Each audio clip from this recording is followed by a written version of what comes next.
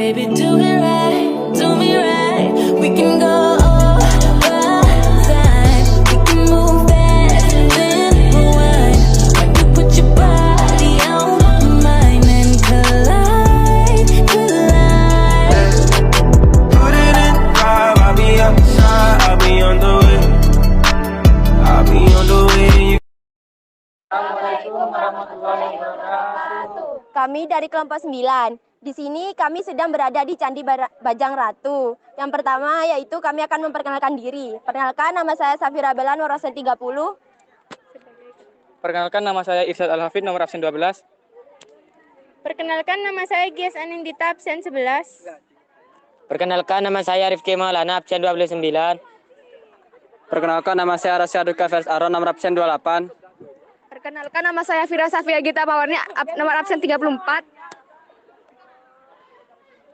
Perkenalkan, nama saya Yunianti Rahma Sanjaya, nomor absen 35. Perkenalkan, nama saya Ningsi, nomor absen 22. Perkenalkan, nama saya Siti Nurjana, nomor absen 33.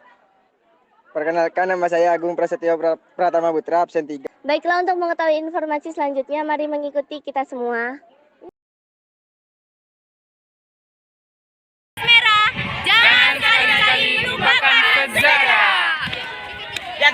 Candi Bajang Ratu terletak di Duku Keraton, Desa Kemon, Kecamatan Trowulan, Kabupaten Mojokerto.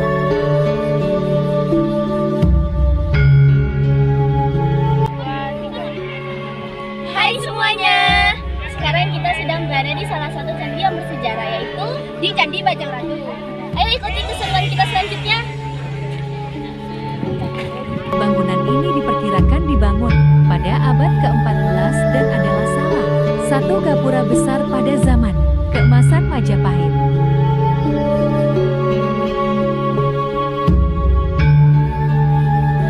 Pura Bajang Ratu mempunyai sayap sisi kanan dan sisi kiri. Pada masing-masing sisi yang mengapit anak tangga terdapat hiasan singa dan binatang yang bertelinga panjang. Pada dinding kaki candi mengapit tangga terdapat relief Sri Tanjung, sedangkan di kiri dan kanan dinding bagian depan mengapit pintu terdapat relief Ramayana. Di pintu candi dihiasi dengan relief kepala kala yang terletak tepat di atas ambangnya. Di kaki ambang pintu masih terlihat lubang bekas tempat menancapkan kusen. Mungkin dahulu pintu tersebut dilengkapi dengan daun pintu. Bagian dalam candi membentuk lorong yang membujur dari barat ke timur.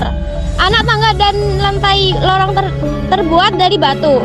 Bagian dalam atap candi juga terbuat dari balok batu yang disusun membujur utara selatan, membentuk ruang yang menyempit di bagian atas.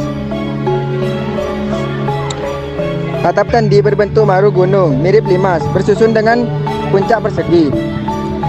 Setiap lapisan pada tanaman pada bagian tengah lapis ketiga terdapat relief matahari yang konon merupakan simbol kerajaan Majapahit.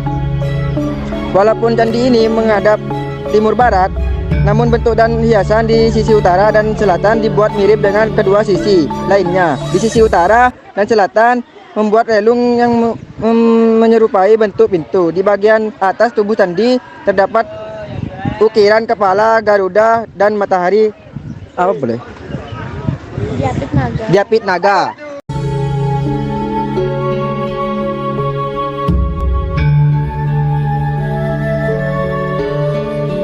Hai semuanya, kembali lagi di sini bersama kita 9. Di sini kami berada di tempat yang berbeda, yaitu di Museum Trowulan.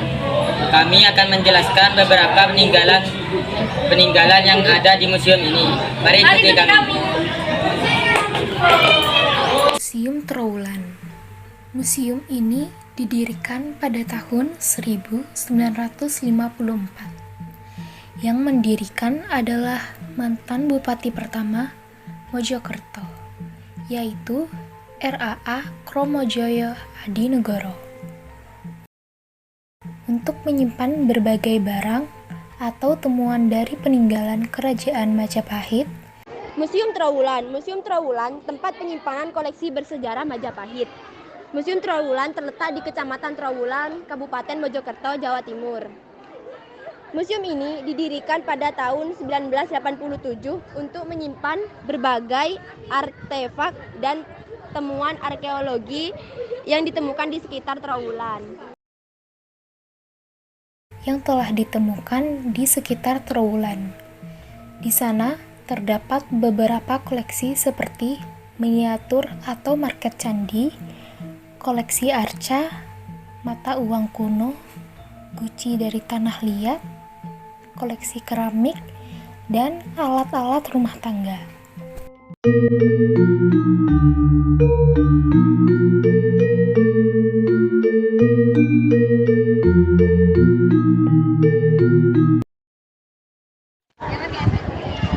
Tempat ini adalah salah satu lokasi bersejarah terpenting di Indonesia yang berkaitan dengan sejarah Kerajaan Majapahit.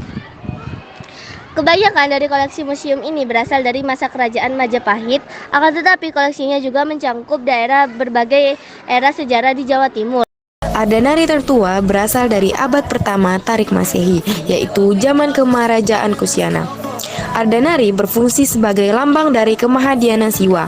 Ardanari dikembangkan dan disempurnakan pada zaman Kemaharajaan Gupta, yaitu kerajaan India yang berdiri sejak tahun 320 hingga 570 Masehi. Ardanari merupakan lambang persatuan antara Dewa Siwa dan istrinya yang bernama Parvati. Di sini dilambangkan memiliki 4 tangan, yaitu 2 di belakang dan 2 di depan. Masing-masing tangan yang di belakang memegang aksmala dan camara.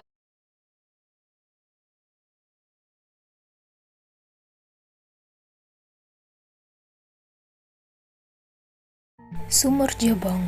Sumur Jobong berdiri di daerah kota melalui proses pembakaran yang berdiameter 70 cm dan kedalaman kurang lebih 500 cm.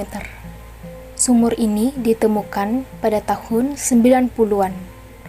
Terbuat dari bahan bata, memiliki mulut berdenah bundar, dan menggunakan susunan bata lengkung. Fungsi sumur ini sebagai kebutuhan rumah tangga sehari-hari dan juga digunakan untuk ritual keagamaan dan pertanian untuk menyirami tanaman.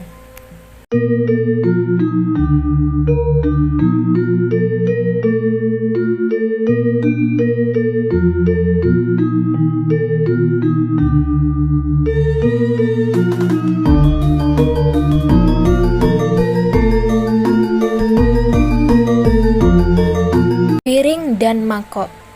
Piring dan mangkok merupakan koleksi peninggalan Kerajaan Majapahit yang berasal dari dinasti Cina. Fungsinya yang biasanya digunakan untuk makan pada masa Kerajaan Majapahit atau sebagai pajangan pada masa itu. Jambangan merupakan wadah yang bagian dasarnya berbentuk setengah bola dan bagian atasnya berbentuk silinder. Berhias antara lain kelopak bunga, teratai tumpal, dan tumbuh-tumbuhan. Bahan dasarnya tanah liat. Dibuat dengan teknik tekan gores dan diukir. Fungsinya jambangan sebagai tempat air. Batu angka tahun. Prasasti adalah piagam atau dokumen yang ditulis pada bahan yang keras dan tahan lama. Batu angka tahun merupakan bagian dari prasasti, di mana huruf atau angka yang diahadkan menunjukkan angka tahun, sehingga disebut dengan prasasti pendek.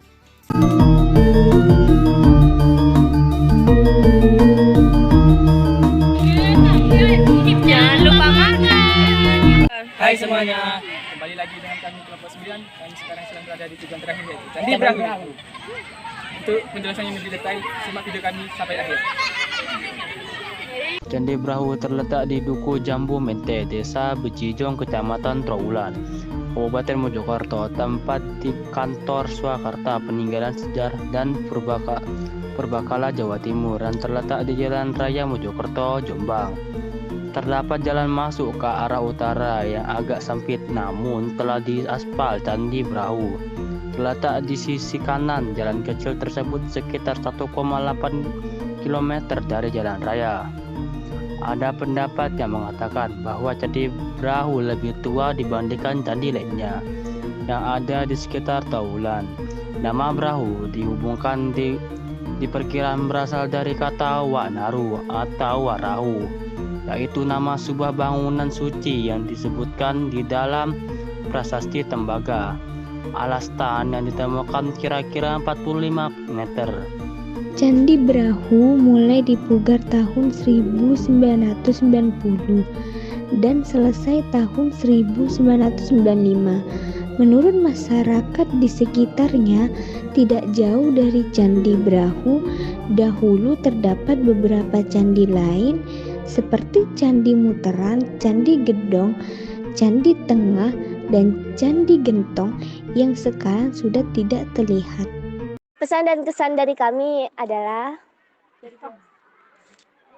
Dari perjalanan dari candi yang pertama sampai sekarang, saya bisa tahu bahwa setiap candi itu memiliki perbedaan fisik yang berbeda-beda.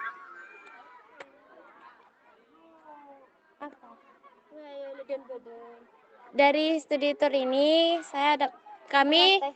dari studi tour ini udah nggak apa-apa lanjut udah. Dari studi tour ini saya dapat mengetahui beberapa macam peninggalan sejarah, tetapi waktunya kurang lama. Dari studi tour ini saya bisa memahami candi atau museum yang ada di Mojokerto. Dari perjalanan ini saya tahu bahwa bagaimana bentuk para candi-candi yang ada di Mojokerto. Kita melaksanakan di luar sekolah ini agar kita tidak merasakan bosan di sekolah. Dari 2 candi dan 1 museum yang saya temui itu saya menyimpulkan dari dua candi dan 1 museum yang saya temui itu sangat menarik dan sangat menyenangkan untuk dikunjungi. Jadi saya tahu yang ada di Mojokerto perbedaan candi-candi dan ada juga museum di Mojokerto. Candi yang berada di Mojokerto sangat worth it dikunjungi dan sangat bagus. Dan kita bisa menambah wawasan di candi ini. Di sini kami bisa Di sini kami bisa Di sini kami bisa melihat candi dengan secara langsung. Sekian video dari kami. Terima kasih sudah menonton kami dan menemani kami dari awal perjalanan hingga akhir perjalanan. Wassalamualaikum warahmatullahi wabarakatuh. Gemarusa, generasi emas.